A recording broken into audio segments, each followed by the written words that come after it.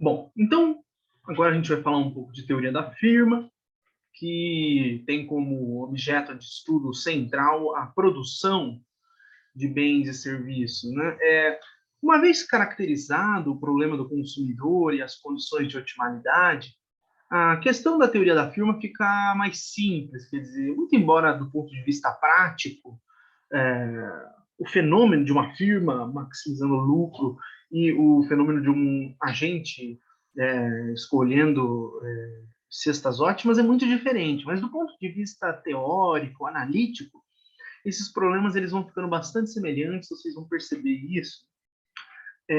Bom, acho que a coisa muito familiar para vocês é que a ideia central dentro da teoria econômica sobre uma firma é a firma nada mais é do que um agente econômico que tem como meio utilizar insumos para transformá-los em bens e serviços finais, e ela faz isso tendo em vista conseguir lucro. É isso de uma forma bem simples. Os insumos que a gente considera em geral são o capital e trabalho, e o bem final a gente chama de Y. E tem um ponto interessante nessa história, que é um autor conhecido aí que uma vez disse no livro deles, olha, para os economistas a firma é uma black box, né? Ou seja, uma caixa preta. O que isso quer dizer? Né? Isso é praticamente uma daquelas diferenças práticas conhecidas entre a economia e a administração. O economista não quer saber exatamente o que acontece dentro da firma ou como ela faz aquilo. O que a gente quer entender é quais são os determinantes teóricos que estabelecem a otimalidade do comportamento da firma. Como que ela combina insumos e faz com que isso, no fim das contas, vire bens e serviços finais, a gente não está muito interessado, porque isso envolve, em geral, fatores que não são dados à extensão analítica, não são, digamos assim, fatores que podem ser generalizados de uma forma que a economia, a teoria econômica gosta de fazer. Então, isso está um pouco distante do problema econômico. O nosso problema é mais abstrato. Bom, então vamos lá. Quer dizer, a primeira coisa em relação à teoria da firma, que é muito importante, é a gente falar sobre a coisa dos prazos. Né? O que é longo prazo, o que é curto prazo, tem gente que fala em médio prazo. Isso, aqui na teoria micro, é uma definição. Quer dizer, o que é longo prazo para uma firma? O longo prazo é o horizonte no qual a firma sabe que todos os seus insumos são variáveis. Ou seja, a partir de qual período você vai conseguir variar todos os seus insumos, ou seja, você vai poder reduzir a zero ou aumentar a quantidade de máquinas, a partir de qual momento você vai conseguir ir para zero a quantidade de funcionários, você vai conseguir aumentar a quantidade de funcionários, qual é o horizonte em que isso é possível? Bom, se esse horizonte é determinado, e geralmente esse é o longo prazo. Né? E o que é o curto prazo? O curto prazo é o horizonte em que a firma tem como fixo pelo menos um dos seus insumos, né? Ou seja, é o caso da firma que fez um contrato de locação por um certo período de uma máquina, de um galpão, etc. Esse é um fator de produção que vai ficar fixo por um certo período, e nesse período a gente chama de curto prazo. Ou seja, a gente tem um fator de produção que é fixo.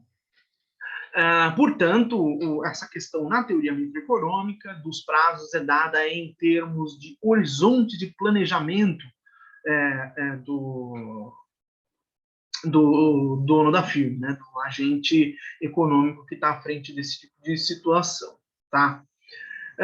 Feito isso, quer dizer, dentro da teoria da firma, o equivalente à taxa marginal de substituição é a taxa marginal de substituição técnica. Né? Bom, dentro de teoria da firma, a gente tem esse objeto aqui, né, que é a função de produção, ou seja, o meu Y, meus bens e serviços finais que a firma produz, ele é dado por uma função que combina capital e trabalho de diferentes formas. Né? Bom, a gente tem algumas suposições sobre essa função que eu coloco aqui, quer dizer, A primeira é que ela tem derivada positiva no capital e trabalho. Isso, em termos econômicos, significa que sempre que eu adicionar capital e trabalho dentro da minha firma, isso vai aumentar a minha produção.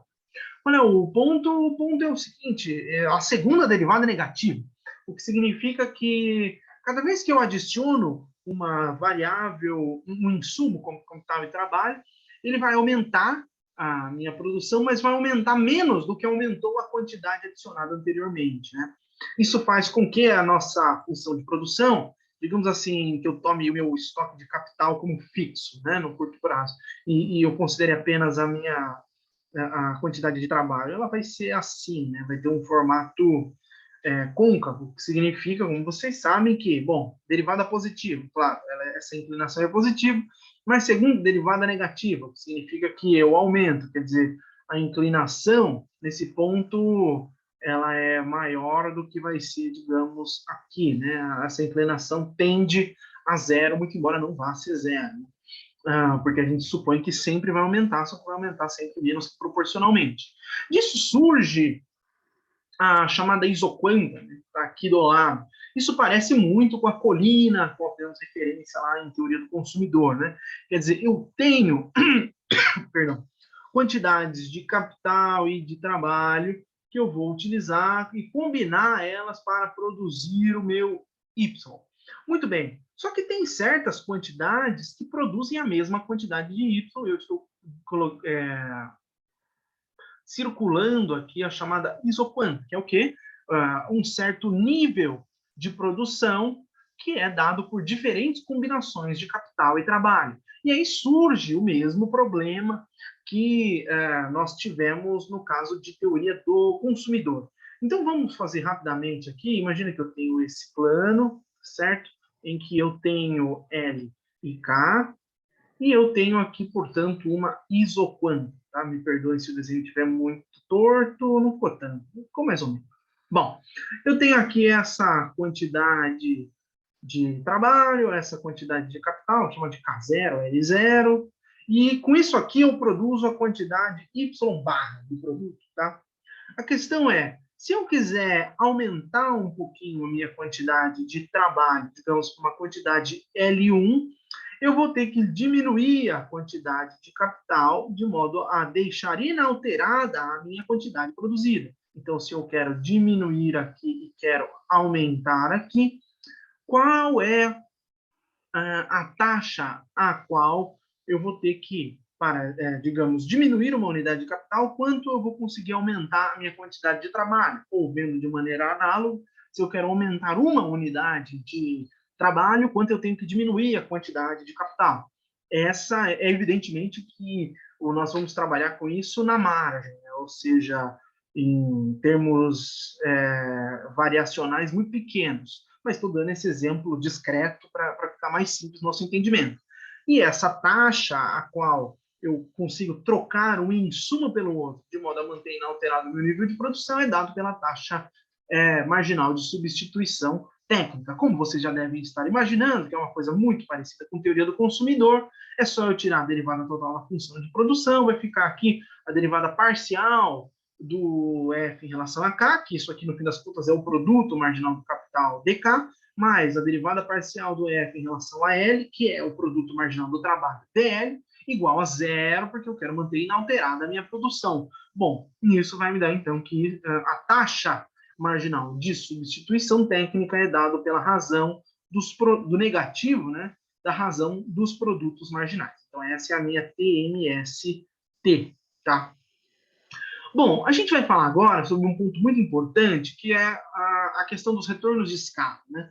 Isso tem uma implicação econômica muito interessante, aliás, mais de uma implicação, e para isso eu vou fazer um breve parêntese matemático para relembrar alguns conceitos importantes, tá? A primeira coisa é definir o que é uma função homogênea. Isso é uma coisa que vocês já devem conhecer, mas vale a pena colocar, né? Então, vamos supor aqui que a gente tem uma função que vai do Rn ao Rm. Essa função ela é dita homogênea de grau T, sim, para todo lambda maior que zero, ou seja, para todo escalar, né, todo número positivo, a gente tem que, se eu multiplicar todos os argumentos dessa função por lambda, isso vai ser igual a lambda elevado a t vezes a própria função, tá? Então, multiplicando todos os argumentos da função por lambda maior que zero, a função ela vai ser homogênea de grau t se esse lambda for elevado a t no fim das contas, tá? Isso é um exemplo de uma... isso é um exemplo não, essa é a definição de uma função homogênea de grau t. Uma outra coisa que eu queria relembrar com vocês, não sei se vocês já viram, mas é o teorema de Euler de funções homogêneas. Isso tem uma implicação muito interessante naquela ideia de lucro econômico zero sobre competição perfeita. Eu já vou chegar lá. Mas então, seja de novo uma função que vai do Rn ao Rm, uma função homogênea de grau t. Pronto, estou dizendo, é uma função homogênea de grau t. Então, o que eu tenho? Digo, olha, se eu pegar todas as derivadas parciais dessa função e multiplicá-la pelo próprio argumento e somá-las, ela vai ser igual a t vezes f, vezes a própria função, tá? Talvez não fique muito claro onde a gente vai chegar com isso, mas vai ficar claro já já. Então, está aqui a definição do que é o teorema de Euler para funções homogêneas. Bom, assim a gente chega no ponto de dizer para vocês um pouco sobre essa história de retornos de escala, né? Então, vamos lá. Quer dizer, em geral, a gente vai estar tratando de funções homogêneas no caso de função de produção, o que significa, sobretudo, que a gente não vai lidar com funções afins nem nada do tipo, tá? Então, quer dizer, veja assim, olha, se eu tenho uma função de produção e eu multiplico todos os fatores, todos os insumos por um escalar positivo lambda. Para ficar simples, vamos pensar que esse lambda, deixa eu mudar a cor aqui para ficar mais fácil. Se eu coloco, por exemplo, que esse lambda é igual a 2, tá? O que isso significa? Eu tenho uma função de produção e eu vou dobrar todos os insumos, ou seja, eu dobro a quantidade de capital, eu dobro a quantidade de trabalho. A questão é, o que vai acontecer com a minha produção final? Tá? Lembra que isso aqui, no fim das contas, é o próprio y, né, que é a minha produção final. Se esse t for igual a 1, ou seja, se a função for homogênea de grau 1, significa que eu tenho retornos constantes de escala. Por quê? Suponho que seja lambda igual a 2. Se eu estou dobrando todos os meus insumos, isso vai ser igual a 2 vezes elevado a 1, vezes a minha função de produção. Ou seja, eu dobrei todos os meus insumos e eu dobrei a minha produção. Tá? Para ficar claro, não sei se... Digamos assim, eu vou dobrar a minha quantidade de capital e vou dobrar a minha quantidade de trabalho.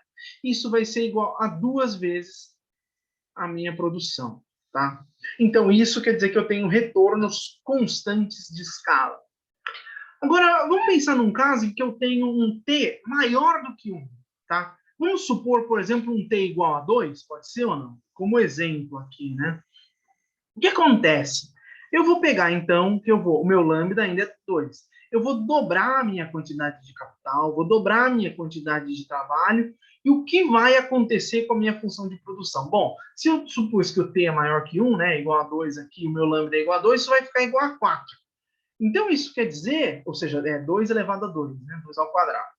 Ou seja, o que isso está me dizendo é que, se eu tenho retornos crescentes de escala, isso significa, por exemplo, que se eu dobro a quantidade de insumos, eu vou quadruplicar a minha quantidade produzida, tá?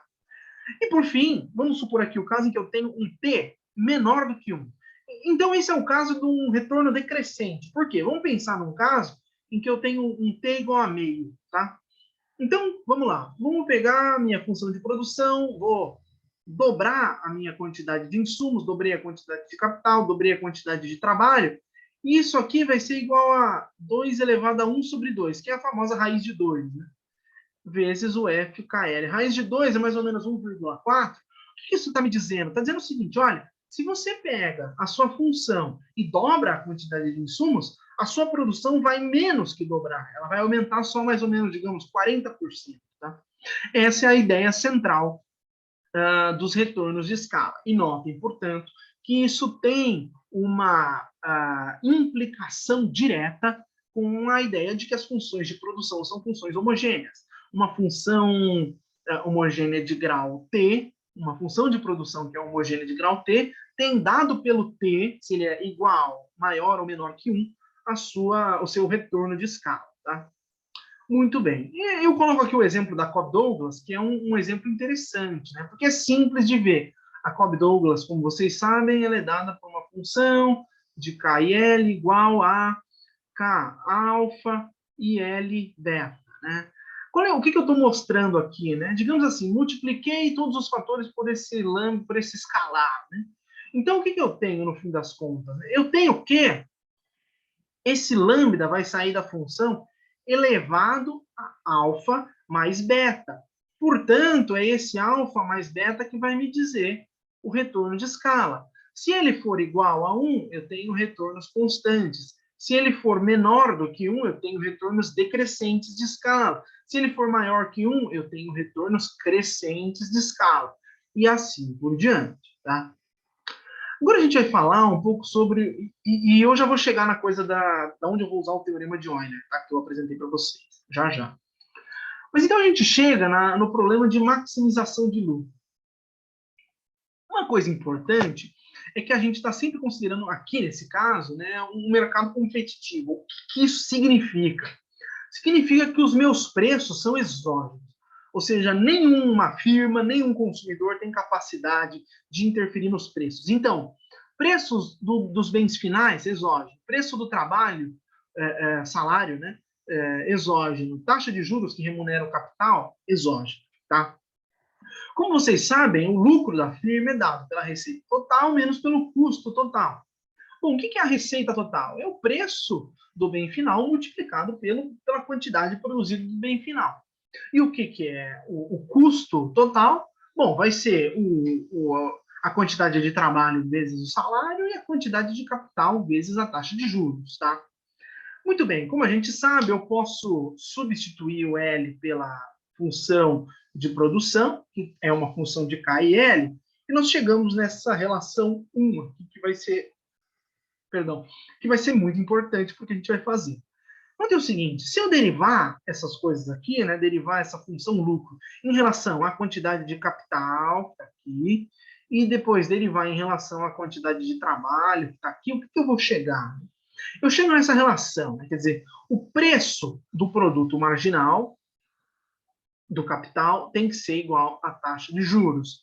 E, igualmente, o preço do produto marginal do trabalho tem que ser igual ao salário. Como a gente tem três bens nessa economia, eu posso normalizar o preço do bem final para 1, de modo que nós entendemos, por exemplo, se o preço do bem final é igual a 1 e, digamos, o salário for igual a 2, eu só estou entendendo que o salário é o dobro do preço do bem final, etc. Isso ajuda um pouco na compreensão da ordem de grandeza quando a gente normaliza o preço. Mas a gente chega nessa relação, né, que é, digamos assim, uma relação fundamental quando a gente está falando de teoria da firma. Né? Vamos pegar um exemplo dos salários. Né? Deixa eu fazer aqui um gráfico para ficar mais claro para vocês. Vocês certamente se lembram de que um dos nossos pressupostos acerca da função de produção é de que essa função ela tem primeira derivada positiva e segunda derivada negativa. Tá? Vou aqui colocar um gráfico de L e o produto marginal do L. Qual é a ideia central aqui? A ideia é que eu tenho que o meu produto marginal é positivo, mas ele é decrescente. Então, ele tem um formato mais ou menos assim. Tá? Ele vai para zero, mas ele nunca chega em zero. É uma assíntota horizontal nesse caso, e vertical aqui, né? Porque se o... Bom, isso é as condições de nada, né? Que vocês certamente viram, não vou entrar nesse detalhe. Mas, enfim, qual é o ponto? O produto marginal é decrescente, só que, como nós vimos, nós estamos considerando um ambiente competitivo. E, portanto, o meu preço, o salário, ele é exógeno. Então, o que eu tenho aqui? Digamos que... Bom, deixa eu pôr um pouco mais para baixo. Digamos que eu tenho um salário dado por esse nível aqui. Vai, esse aqui. Bom, esse é o salário. Ele é exógeno, tá? Nesse nível aqui. O que eu tenho? Eu tenho o quê? Digamos que a firma contrate essa quantidade de trabalho L0. O que eu tenho? Só que ela contrata essa quantidade de trabalho pelo salário L. Então, nesse ponto, ele está pagando W por essa quantidade de trabalho, só que ele está recebendo, digamos assim, suponha que isso aqui, que o trabalho, que o salário seja 1, estou dando esses números só para exemplificar.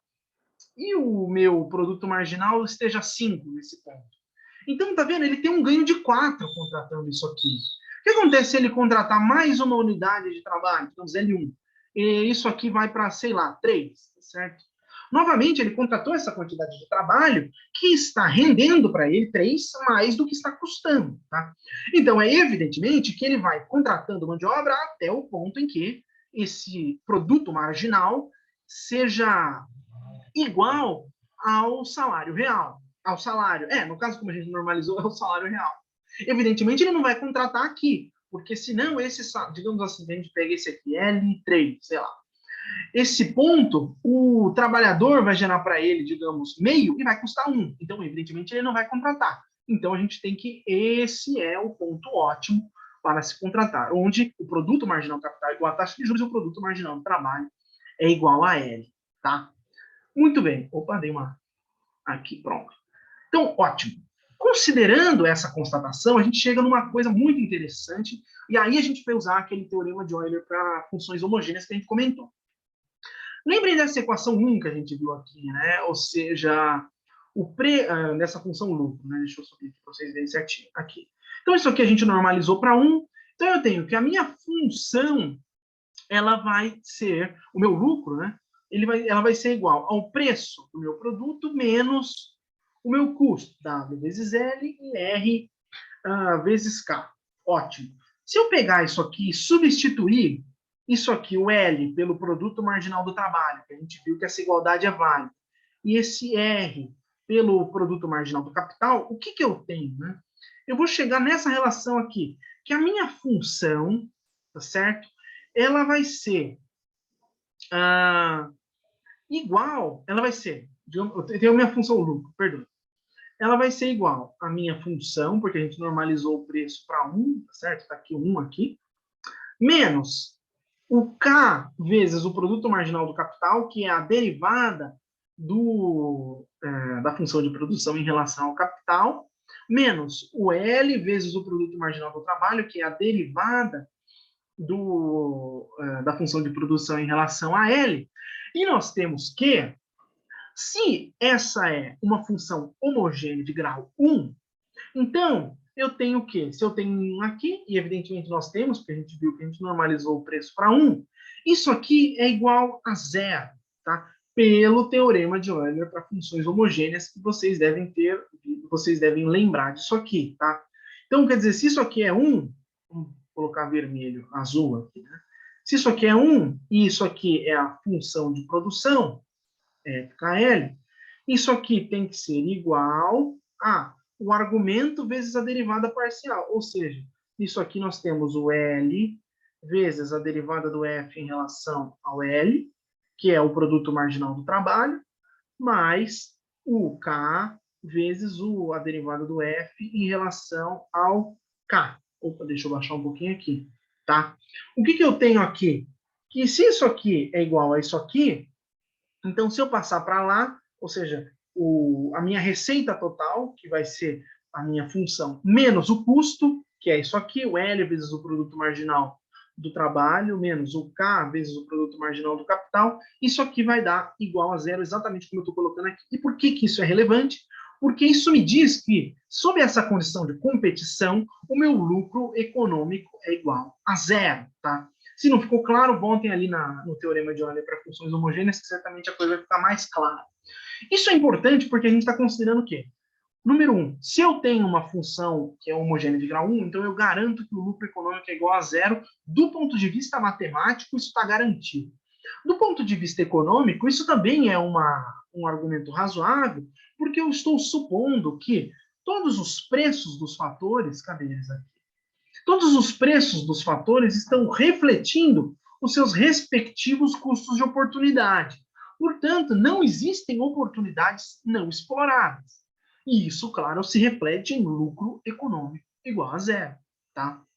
Então, tem duas maneiras de vocês justificarem a existência de lucro econômico 0 em uma em um equilíbrio competitivo, tanto pelo argumento econômico, dizendo que todos os preços refletem seus respectivos custos de oportunidade, então não existem oportunidades inexploradas, quanto do ponto de vista matemático, utilizando a suposição de que a função de produção ela é homogênea de grau 1 e combinando isso com o teorema de Euler para funções homogêneas. Tá?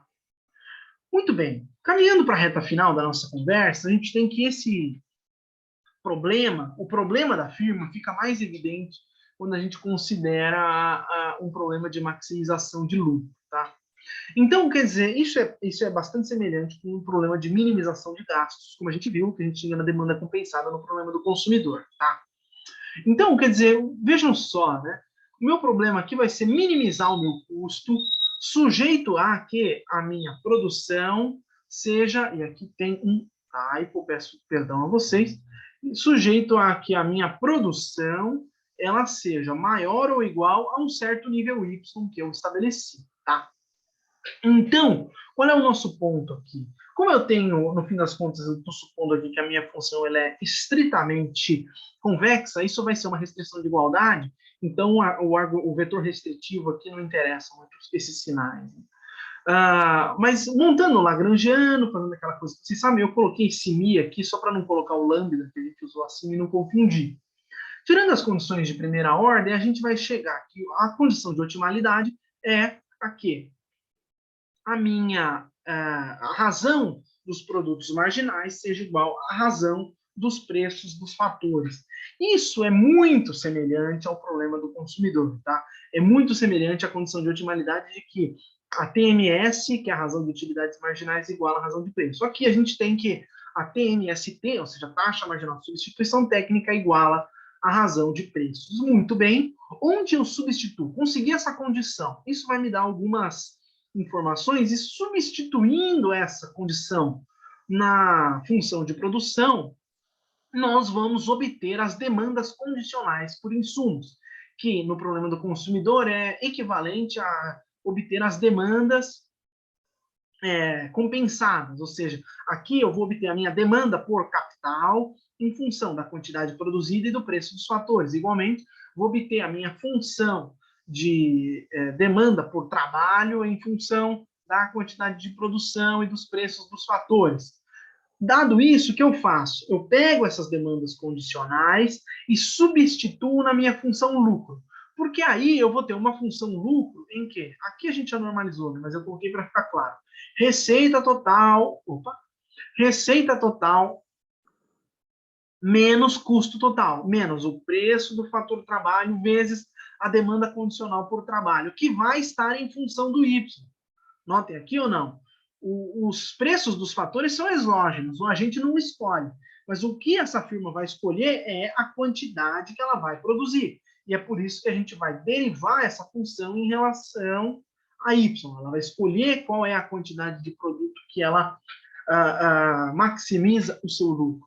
E daí, evidentemente, a condição é de igualar a zero essa derivada.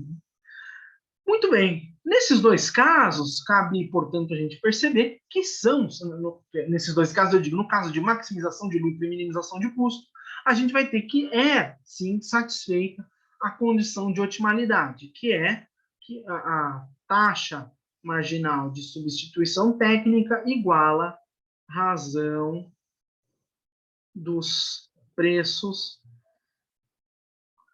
dos fatores. Tá? Essa é uma condição muito importante quando a gente fala de problema da firma. Por isso, fica caracterizado também, do ponto de vista da teoria da firma, a dualidade. Quem maximiza lucro, minimiza custos. Tá? Esse é, portanto, um resultado importante e que nos remete, claro, como eu disse, ao problema do consumidor. As coisas, em algum momento, vão ficando muito parecidas e o problema vai ficando semelhante, pelo menos do ponto de vista analítico, certo?